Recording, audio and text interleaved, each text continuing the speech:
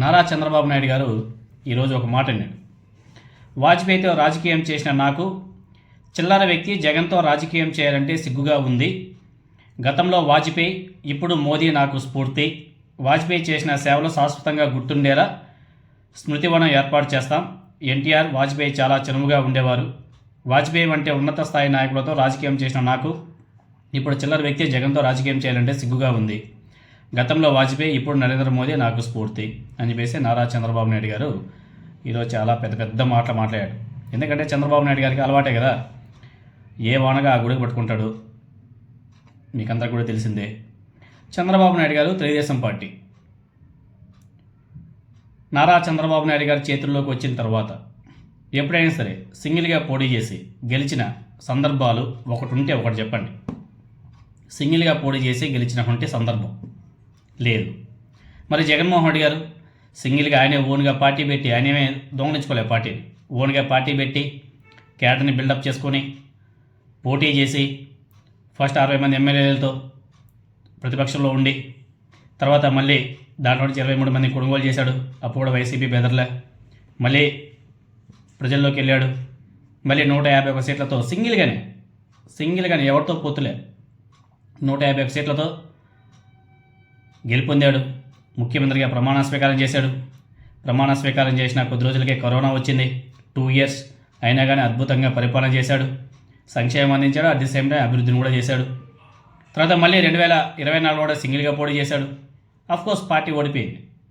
కానీ కంటిన్యూస్గా ఈ దేశ చరిత్రలో కంటిన్యూస్గా సింగిల్గా ఎవరితో పొత్తు లేకుండా 3 సార్లు పోటీ చేసినటువంటి వ్యక్తి ఎవరైనా ఉన్నారు అంటే అది వైఎస్ జగన్మోహన్ రెడ్డి గారు. కాబట్టి ఇవన్నీ తెలుసుకోవాలి చంద్రబాబు నాయుడు గారు. మనకి మనమే గొప్పలు చెప్పుకొని ఎదుటి వాళ్ళని కించపరిస్తే అది మంచిగా ఉండదు. పొత్తులు లేకపోతే గెలవలేని మీరు, మీ పార్టీ మళ్ళీ జగన్మోహన్ రెడ్డి గారిని, వైసీపీ పార్టీని విమర్శిస్తే ప్రజలంతా కూడా నవ్వుకుంటున్నారు. మీకు ఏ తోడు లేనిదే మీరు ముందుకు కదలలేదు, మీ పార్టీ ముందుకు కదలలేదు. అలాంటిది మీరు కూడా ఇలా మాట్లాడితే ఎంతవరకు సమంజసం ఒకసారి ఆలోచన చేసుకోవాలి. అదేవిధంగా నారా చంద్రబాబు నాయుడు గారు ఒక మాట గుర్తుపెట్టుకోవాలి. 2019 ఎన్నికల్లో నారా చంద్రబాబు నాయుడు గారు కాంగ్రెస్ పార్టీతో జత కలిసి మోదీని, బీజేపీని ఓడించాలని చెప్పేసి దేశవ్యాప్తంగా తిరిగాడు.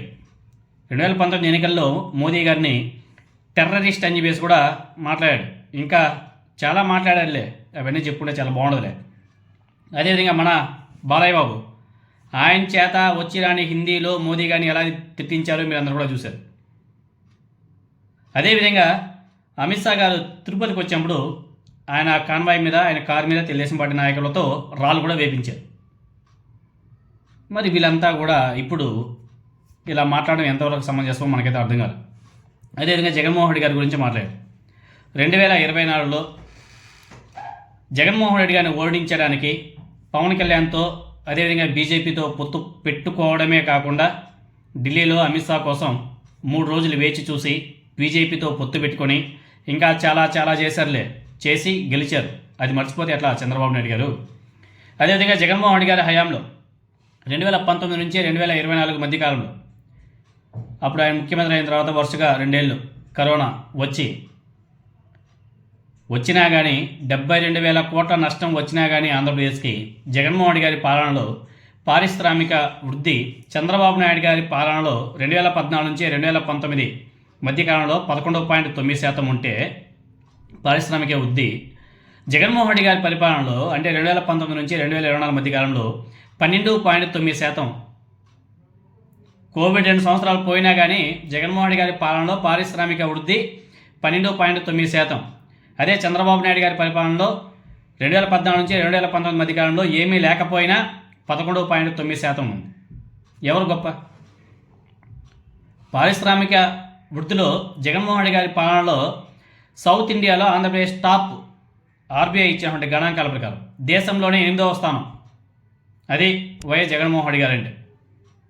అదేవిధంగా మ్యానుఫ్యాక్చరింగ్ రంగంలో సౌత్ ఇండియాలో ఆంధ్రప్రదేశ్ టాప్, దేశంలో 5వ స్థానం.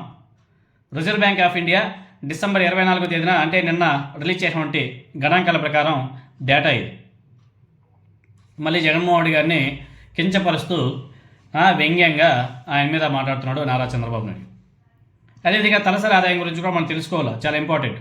2018 నుంచి 2019 2018 నుంచి 2019 అంటే చంద్రబాబు నాయుడు గారి దిగిపోయే నాటికి తలసరి ఆదాయం 1,54,031 రూపాయలు ఉంటే 2023, 2024 అంటే జగన్మోహన్ రెడ్డి గారు లాస్ట్ పీరియడ్ దిగిపోయే నాటికి 2,42,479 రూపాయలు.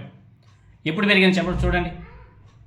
అదేవిధంగా దేశ జీడిపిలో ఏపీ జిఎస్డిపి వాటా చంద్రబాబు నాయుడు గారి పాలనలో 2014 నుంచి 2019 మధ్యకాలంలో 4.47%. అదే జగన్మోహన్ రెడ్డి గారి పాలనలో 2019 నుంచి 2024 మధ్య 4.78%.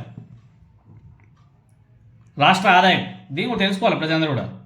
5 ఏళ్ల చంద్రబాబు నాయుడు గారి పాలనలో అంటే 2014 నుంచి 2019 మధ్యకాలంలో పెరిగినటువంటి రాష్ట్ర ఆదాయం 60,128 కోట్లు.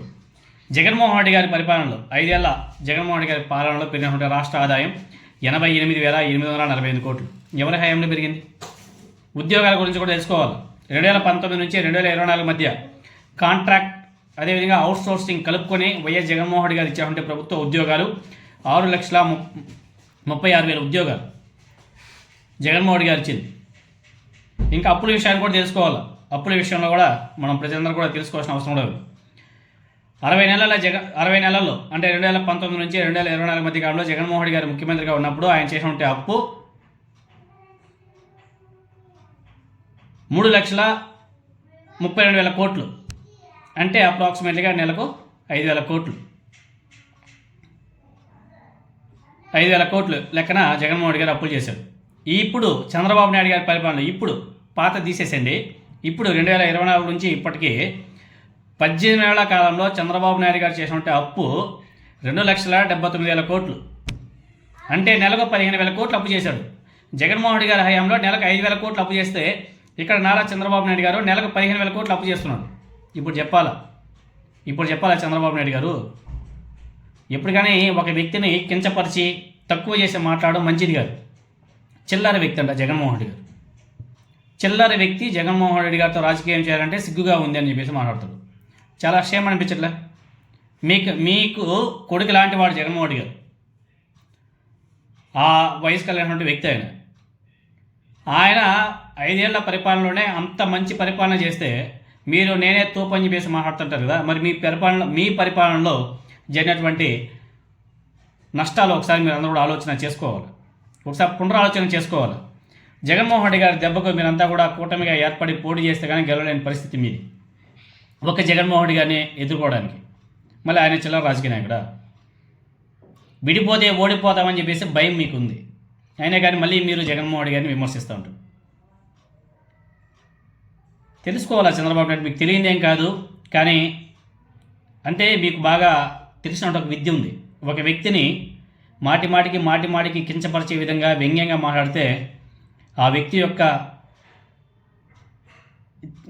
కాన్ఫిడెన్స్ లెవెల్ని తగ్గించడానికి ఇలా మాట్లాడుతుంటారు. జగన్మోహన్ రెడ్డి గారు అలాంటి వ్యక్తి? ఒకసారి పునరాలోచన చేసుకోవాలి. ఎందుకంటే మీరు సీనియర్ రాజకీయ నాయకులు, అనేక పర్యాయాలు ముఖ్యమంత్రిగా పనిచేసినటువంటి వ్యక్తి. మీరు ఇలాంటి చిల్లర మాటలు మాట్లాడడం ఎంతవరకు సమంజసమో ఒకసారి మీరందరూ కూడా ఆలోచన చేసుకోవాలి.